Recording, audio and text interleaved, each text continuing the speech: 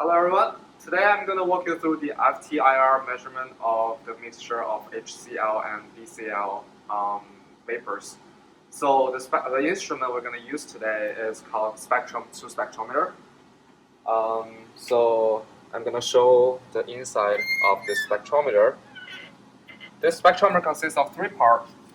On the left is the infrared source, and this one is your sample chamber. And on the right over here is a infrared receiver.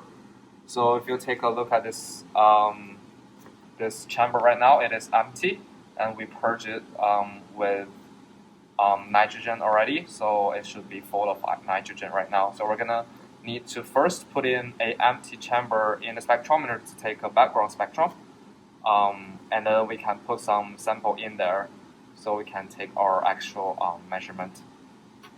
And the second part is a computer software called the Spectrum IR.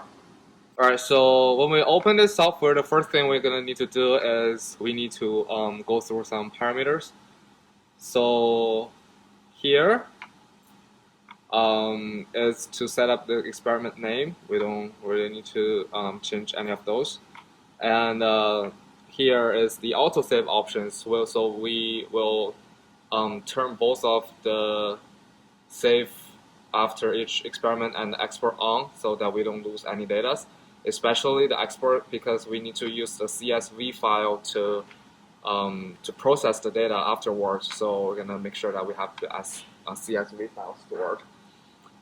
And here, so in the advanced setting, we need to turn on the CO2 and H2O option, because even though we fill the chamber with nitrogen already, that we still might have some CO2 and H2O impurity in there, so we need to turn it on just in case there's any residues of the carbon dioxide. And lastly, we need to set up the spectrum window and as well as the resolution. So as a starter, because we don't know where our peaks gonna be, so we're gonna set up a very wide spectrum window.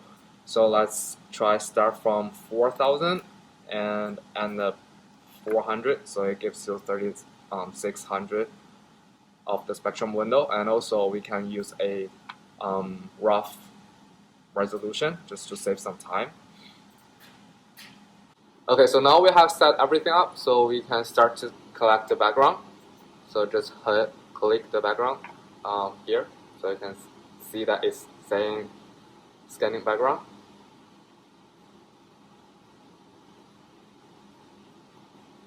Alright, so this is how our background looks like. It's gonna disappear in a moment, so that's alright.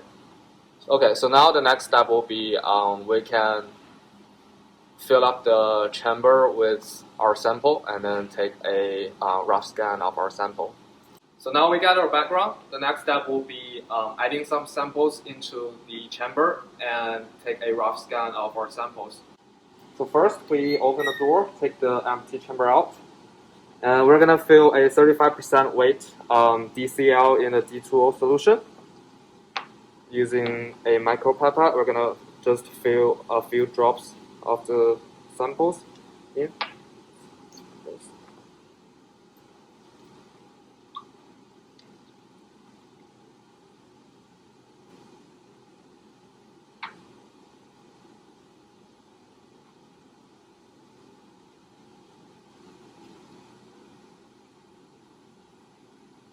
So we can count the drop.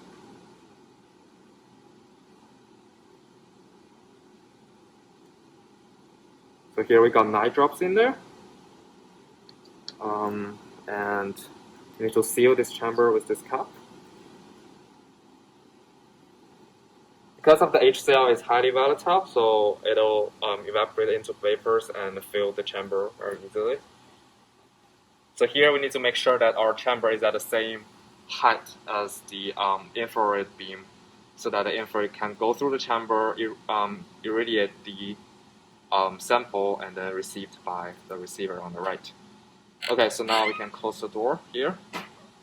So here on the computer, we will keep all the parameters the same as we scan the background. So we didn't change anything. So we can just click scan, and it says scanning. And the data will be stored in 379. See, the scan is very quick. Alright, so now we have our spectrum. And you can see the irregular peaks over here at the low wave number regime. They are not from our sample vapor. It's probably from just the background or impurities. So we don't need to care too much about them. Sample peaks should be in between 2000 and 3000 wave number. So we can zoom in over here. We scale and also auto scale Y. So yeah, okay. So our spectrum looks like this. So we can see that we have already covered basically most of our peaks. So now we can narrow the spectrum window. So we can try start from 3300, and then the end wave number can be 1700, and we can increase the resolution from 8 to 0.5. So now the experiment will take a little bit longer, but it'll give a much better resolution compared to this. Alright, so every time after we change the parameters, we need to take a background spectrum again. So now we need to take out our chamber. So now we have the HCl in there. We first need to clean up the chamber and then put the clean chamber back into the spectrometer to take a new background. A few moments later. So now I have cleaned and dried this empty chamber so that this chamber becomes empty again, filled with nitrogen. So we can put the empty chamber in, just make sure that the height is aligned with the infrared beam. Okay, so let's close the door. So here we have already changed the spectrum width from 1700 to 3300, and we also have changed the resolution back to 0.5. So now we need to take a scan for the new background. So let's do it right now.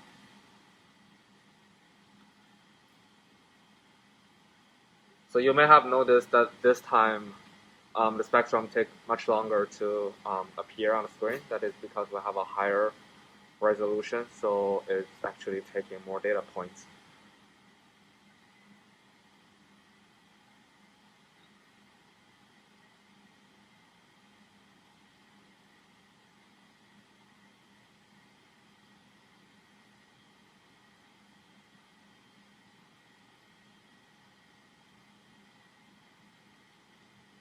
Okay, there it is. This is our background.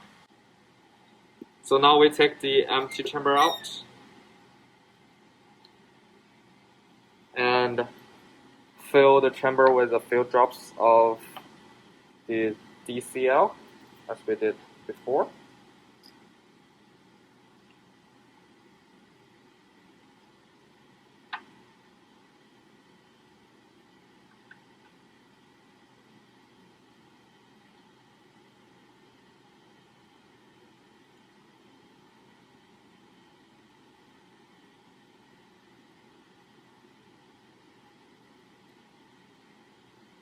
So 8 to 9 drops of that. Seal the chamber. Put it back in.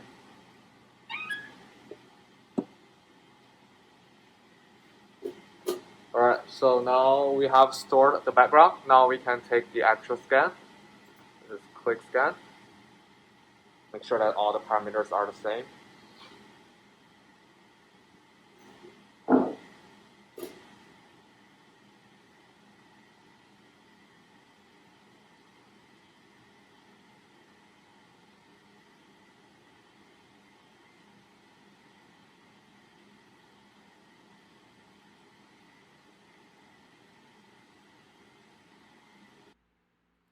So okay, this is our final result. And in the spectrum, you can see two sets of peaks. At the lower wavelength regime, they are the DCl peaks, and at the higher wavelength regime, they are HCl peaks. So if you are interested in the HCl part, you can actually zoom it in and have a better look at the peak. So you can use the data for the analysis afterwards. Okay, so one last thing is we need to make sure that we have successfully saved our data. So here you can see in experiment 379, it is our rough scan, and the 380 is our final results. So since we have already checked the autosave options, so it should already be stored in the system folder. So we can go to the folders to see if we can find them. So it should be in the PAL data folder, and under the spectrum, it is the file that can be opened with this this Spectrum IR application.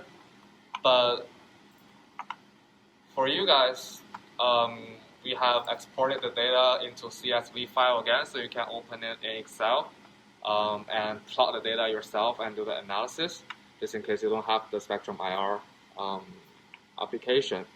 So I will send you both the Spectrum file and the CS file uploaded onto Canvas, so you can download it and process it following the instructions given in the module part of this experiment. Okay, so that's all the experimental part of the FTIR lab. I hope you learned something from this, and please let me know if you have any questions. I will see you very soon in lab.